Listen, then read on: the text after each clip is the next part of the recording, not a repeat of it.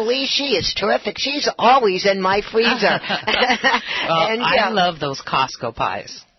The cheesecakes. The cheesecakes from Costco's. Oh, yes. You know what? That's something I haven't had. Oh, wait. At my friend's Christmas party, they have the little cheesecake squares. A couple of those, and I'm good for a good 6 months.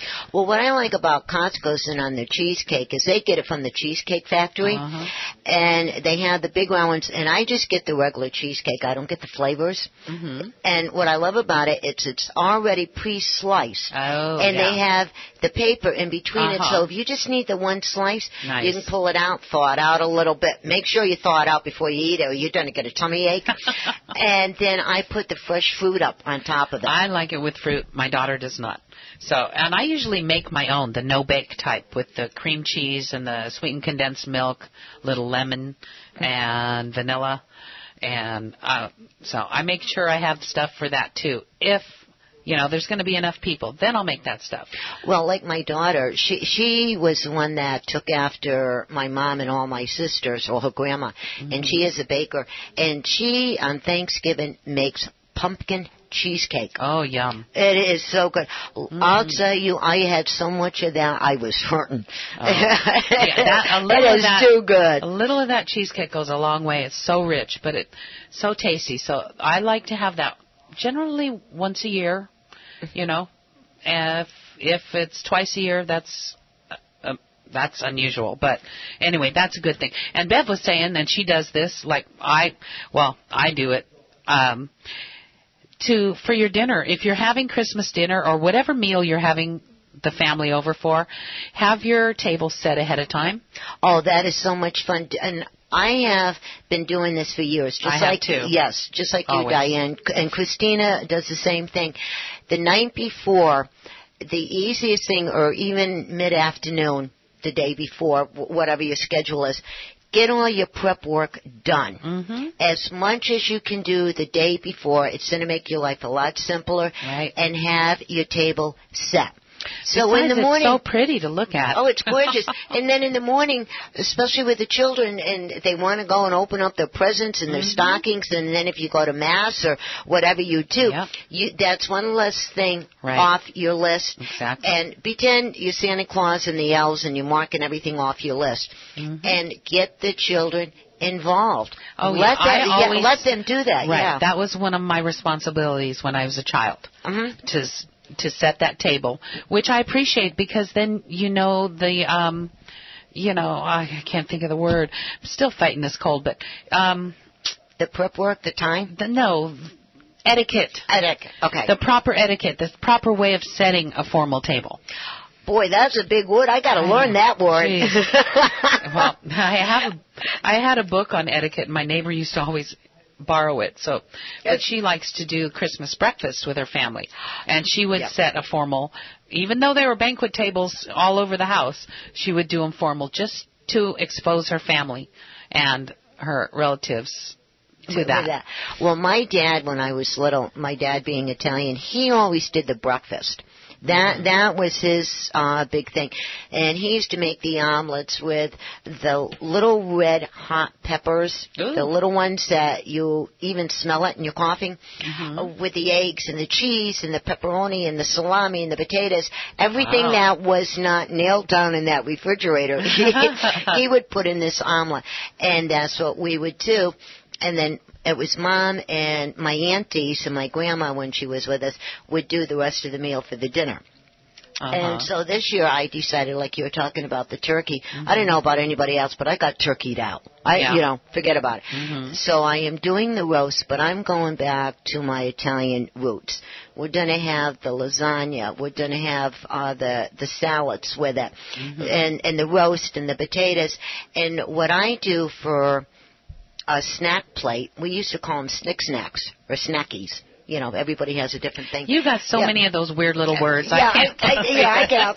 But what I do is I do the pepperoni, the salami, the capicola, the different kinds of cheeses, the crackers, the olives. I do the celery and some carrots in there. Right. And that's what I do. But some people, I don't know what it is. They figure they need potato chips and pretzels and this. Yeah. That's later, after the meal. You know. The closest thing to that is I like to make my own cheese balls and serve those with crackers.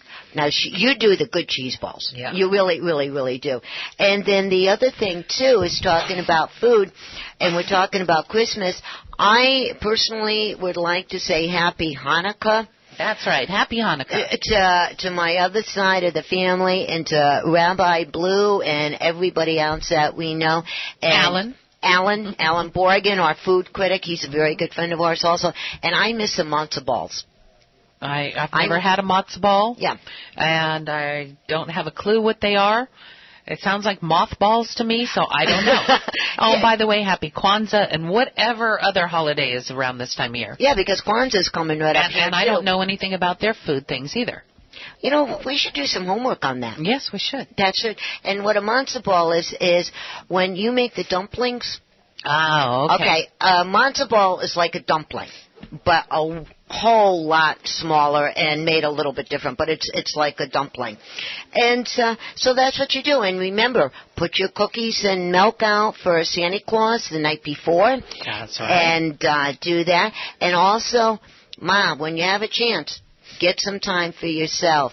Take a hot shower or that hot bubble bath or something, and make time for yourself, and then you're going to appreciate the rest of the holiday also. Yeah, and half the listeners are going, yeah, sure, because so many people don't. But if you do some of those prep things ahead of time, and remember that the holiday is your holiday too. It's not just for everybody else.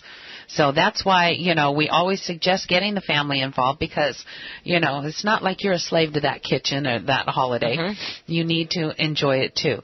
So that's true. Even if you only have time to maybe take a shower by candlelight, do it. Now that's fun. I do that in the summertime. That is a whole lot of fun, and I'll tell you, try it sometime. I think you're going to enjoy it. It's nice, mm-hmm. But my little treat for myself doing the holiday meals is when I'm up in the morning doing all that, I just add a little Irish cream to my coffee. So that's why you're giggling all day long. No, it just, it takes the edge off the stress. If you've got so little sleep, which happens very often, but that's why, I might not always take my own advice, but I have good advice. So try the Baileys. Baileys and great. Hey, and then on them coffee flavors that you can buy, that international coffee flavors, they even have that. Oh. Yeah. Well, see, I like mine with the little kick. Uh-huh. With the little Irish kick to it. Oh, and talking about kicks, what is your favorite Christmas memory being a child? Oh, I have a few. The earliest one that I can recall has more to do with actual shopping, clothing. No, we used to go to midnight. Gee, what's the odds of that? I used to love it when we'd go shopping we had an open air mall in Lakewood where I grew up, and we'd go window shopping when the stores were closed, and it was cold and crisp, and everything was lit up so beautifully. I loved doing that. And the first gift that I can remember receiving that was a big thrill to me was not a doll, not a toy. I was about 5 years old, maybe 6, and it was a blue dress that we got to wear to midnight mass, and the top was blue velvet, and the bottom part was chiffon, silky stuff with the overlay of chiffon or whatever. And my sister and I, since we were a year and a half apart, got the same exact dress, and they were just so beautiful. That was the biggest thrill. That's the first one I remember. What's your first memory? My first memory had nothing to do with clothes, but it had to do with a doll. Okay. And the family was so big when I was growing up that every year we'd be to a different relative's house for Christmas. And we always had to go to midnight mass. Being half Italian, that's what we did. And so I remember we went to midnight mass, and we came home, and the next morning, or the morning of, we were going down to my Aunt Rose's house my Aunt Ann's and Uncle Steve's for the dinner. So we opened up our presents when we got home from mass, and we thought that was way cool, right? Well, I got this one doll, and it was Wetsy Betsy was her name. Remember them dolls? Betsy Wetsy. Yes. Yeah, And I had one. it was a really cool doll. It was a big thing back then, and people kind of figure out our ages now talking about these toys. And I was looking at it, and I was really happy, but I was kind of disappointed in a way that I did not get the cradle. Well, my mom said, "Oh, Santa Claus forgot something," and she goes into her bedroom, she moves the dresser, she comes out with this big box, and she says, "Oh, Santa Claus forgot to give this to you." And I opened it up, and the cradle was in that box. Oh, that's so awesome. That was one of the best memories I had of being a kid. The other funny memory is we lived in a 2-story house. My dad, when we were home on Christmas morning and when people were coming to our house, he had this ugliest plaid bathrobe. My sisters and I, we were talking about this the other day. We were cracking up on the phone. This ugliest bathrobe. And we had to start with my brother being the shortest, all the way up, come downstairs, and we had to march around the Christmas tree before we could open up presents. Oh, how funny. Yeah. Now, you said an ugly bathrobe.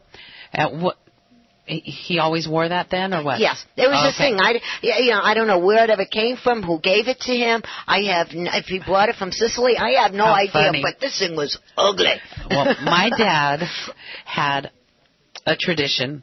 He wore like a red velvet smoking jacket. Do you remember those? Oh yes, with the black lapel, and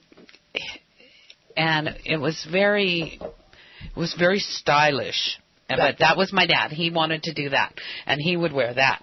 But one of the also really cool memories, which has really influenced what I do in the holidays, is we sometimes would go to my Aunt Frances's house, and she had a really nice house in La Mirada, and it had the high ceilings, which we didn't have in Lakewood.